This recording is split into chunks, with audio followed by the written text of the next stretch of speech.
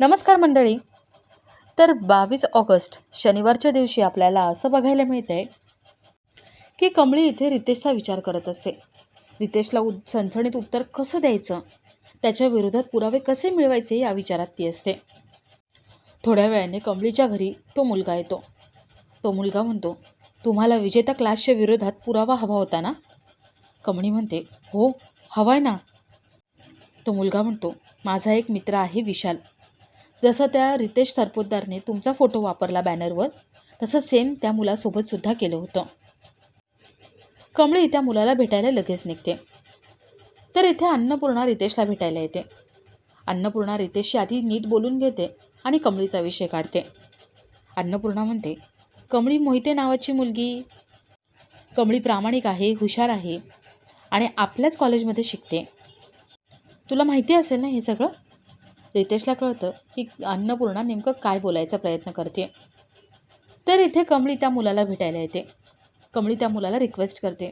कमळी म्हणते, तू जर माझी साथ दिली ना, तर आपण त्या विजेता क्लासमधल्या रितेशला धडा शिकवू आणि त्या रितेशला नेटाने समोर जावं लागेल. तो मुलगा म्हणतो, त्यासाठी मला काय करावं लागेल? कमळी म्हणते, आपण आहे ना तुझा एक व्हिडिओ काढू. तुझी फसवणूक कशी केली ना त्याने ते सगळं लिहू. त्याच्यामध्ये तू सांग सगळं आणि नंतर तो सोशल मीडियावर अपलोड करू. चालेल? तू तयार आहेस का? तो मुलगा कमळीची साथ द्यायला तयार होतो. आता कमळी एक एक करून प्रत्येक विद्यार्थ्याला तर भेटते, पण आता विद्यार्थ्यांची ताकद ती कशी दाखवून देते ते बघण्यासारखं असेल. तर या सगळ्याची सुरुवात अशी होते की कमळी त्या दोन्ही मुलांना घेऊन विजेता क्लासला येते आणि ती डायरेक्ट केबिनमध्ये जाणार असते. पण अपॉइंटमेंटशिवाय रितेश तिला भेटण्यासाठी नकार देतो. रितेशचं काहीतरी महत्त्वाचं काम असतं आणि त्यासाठी तो क्लास बाहेर जात असतो. कमळी त्याला थांबवते आणि म्हणते, लोकांना फसवून तोंड लपवून पळताय काय? रितेश खूप चिडतो. रितेश विचारतो, काय झालं काय तुला आता? कमळी म्हणते, लोकांचे प्रश्न तुमच्यामुळे निर्माण झालेत ना, आणि तुम्ही काय करताय? पळ काढताय. रितेश विचारतो, कसे रे प्रश्न? काय झालं काय? आणि काय प्रॉब्लेम काय आता तुझा? कमळी म्हणते, तुम्ही जाहिरात दाखवता आणि लोकांना आमिष दाखवून शिक्षण देणार म्हणून सांगता आणि चांगलं शिक्षण पण देता येत नाही तुम्हाला. मुलांना शिक्षण देत नाही आणि त्यांचा पैसासुद्धा परत करत नाही. रितेश म्हणतो, आम्ही कोणाला आमिष दाखवलेलं नाही आहे आणि या मुलांचं म्हणशील ना, तर यांच्या हाताला धरून आम्ही इथे आमच्या क्लासला घेऊन आलोच नव्हतो. यांच्या पालकांनी आमचे इथे पैसे भरले आणि ॲडमिशन घेतली. आणि जाहिरातीचं म्हणशील ना, तर आम्हाला जाहिरातीची गरज नाही. दर्जा मेंटेन केला आहे आम्ही. उत्तम दर्जा असतो आमचा. आम्ही शिक्षण खूप छान देतो. आणि राहिला प्रश्न या दोघांचा. या दोघांची कुवतच नाही आहे. यांनी अभ्यास केला नाही, यश मिळवलं नाही आणि आता आलीत इथे. आता यांच्या अपयशामध्ये आमचा वाटा नाही आहे. मग कसले पैसे परत करायचे? कमळी म्हणते, असं आहे का? अरे तुम्ही जर हे असं म्हणत असाल ना, तर मुलांच्या यशामध्ये सुद्धा तुमचा वाटा नसायला हवा. म्हणजे मुलांनी टॉप केलं की तुम्ही त्यांचे बॅनर लावणार, स्वतः मिरवणार. आणि जर अपयश मिळालं तर मग जबाबदारी क्लासची नाहीच. ही कुठली पद्धत आहे? मुलांना जर अपयश आलं तर त्याची जबाबदारीसुद्धा क्लासने घेतली पाहिजे. रितेश आपली चूक मान्य करायला तयारच नसतो. तो आपलंच म्हणणं खरं करत असतो. रितेश म्हणतो, जबाबदार मी नाही या सगळ्यासाठी. जबाबदार याचे पालक आहेत. रितेश त्या दोन्ही मुलांना ओरडतो. त्या मुलांची लायकी काढतो आणि तो त्या मुलांना म्हणतो, मला माहिती आहे ना, कमळीने तुम्हाला भडकवलं ना. आत्तापर्यंत तुम्ही इथे आलात नव्हता आणि आत्ता आलाय हे हिच्या बोलण्यावरून. या मुलीने तुम्हाला सांगितलं असेल, विजेता क्लासची बदनामी करा, मग पैसे परत मिळतील म्हणून आलायत ना. कमळी म्हणते, नाही, ते इथे आलेत ना ते भीतीपोटी. आणि आता बस झालं. आता आम्ही आवाज उठवणारच. आणि का हो, तुम्ही जे अजून एक्स्ट्रा क्लास लावायचं म्हणता ना, ते पण आम्हाला कळले.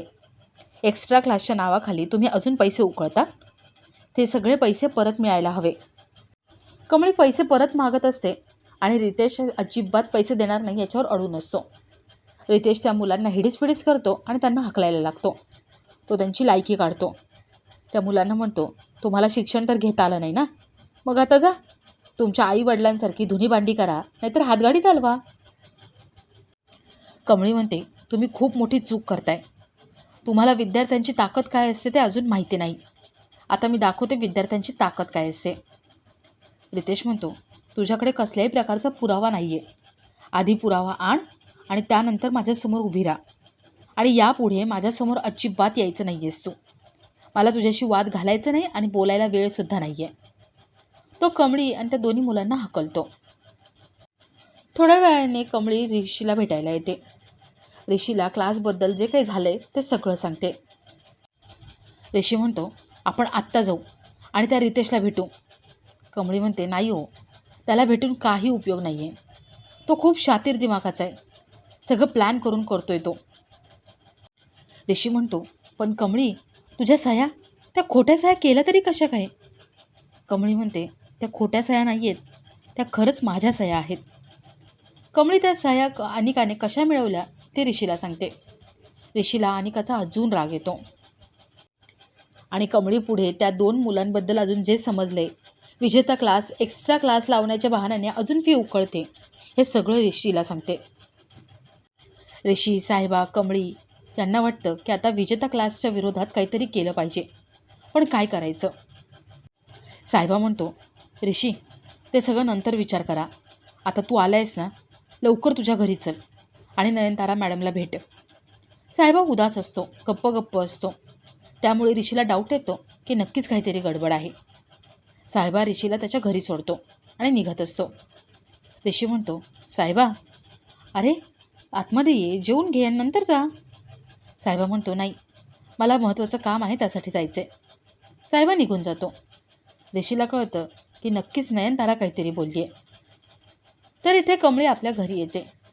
कमळी टेन्शनमध्ये असते आणि सरूने कमळीच्या आवडीची खीर बनवलेली असते. सरू कमळीला स्वतःच्या हाताने खीर भरवते आणि कमळीच्या डोळ्यात पाणी येतं. कमळी रडायला लागते आणि ते बघून सरूला वाईट वाटतं. सरू कमळीला जवळ घेते, तिला मिठी मारते. तर इथे ऋषी घरी येतो. राधिका त्याला जेवायला वाढणार असते. ऋषी हातपाय धुवायला जाणार असतो आणि तेवढ्यात तिथे रोहित येतो. रोहित ऋषीला थांबवतो आणि त्याला जाब विचारतो. रोहित म्हणतो, ऋषी, असं कुठलं महत्त्वाचं काम होतं की तू ते महत्त्वाचं काम करण्यासाठी तिथलं काम सोडून आलायस? ऋषी म्हणतो, काम सोडलं नाही आहे, मी ते काम पूर्ण केलं आहे. थोडंसं बाकी आहे, ते ऑनलाईन करता येईल. आज रात्री बसून करीन मी. त्या दोघांमध्ये खूप वाद होत असतात. रोहित म्हणतो, ऋषी, तुझ्या पर्सनल कामासाठी ऑफिसच्या महत्त्वाच्या कामाकडे दुर्लक्ष करू नको.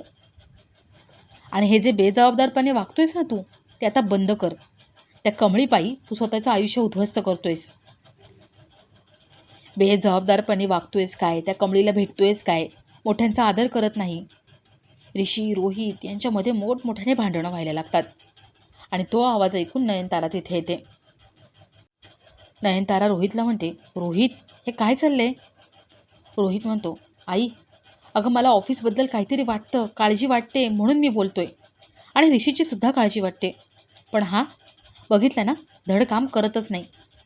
याच्यामुळे तो साहेबा पण तसाच करायला लागलाय आणि त्यामुळे साहेबाला तू आज किती नको नको ते बोलली आहे.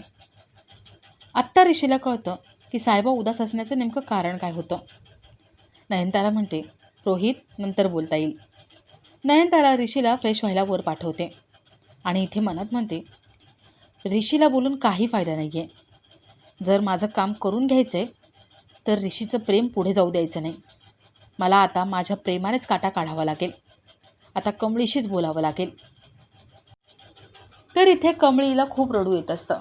आपल्या आईला काहीच आठवत नाही म्हणून तिला वाईट वाटतं. आणि आपला आजचा हा भाग इथेच संपतो.